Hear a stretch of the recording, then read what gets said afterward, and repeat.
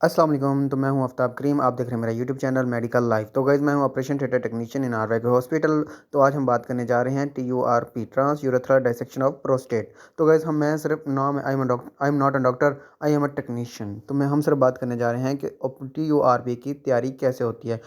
तो गाइस हमने सबसे पहले देखना होता है कि हमारा राइट पेशेंट है, राइट प्रोसीजर है। उसके बाद हमने उसके BC HIV नेगेटिव होते हैं या नहीं होते, उसका हम वायरल मार्क देखते होते हैं। अगर वायरल मार्क नेगेटिव हैं तो फिर हम पेशेंट को नेगेटिव ले लें और नेगेटिव चीज़ों के साथ प्रोसीड करते हैं। अगर हमारा पेशेंट पॉजिटिव है, HIV पॉजिटिव होता है, तो उसकी एक डिस्पोजेबल किट होती है जो कि अब यूज़ की जाती है। उसके बाद हम उसको डिस्कार्ड कर देते हैं, उसको बंद कर दिया जाता है। इस प्रोसीजर में ज़्यादातर ब्लड का अरेंज किया जाता है क्योंकि इसमें ब्लड का ज़िया होता है।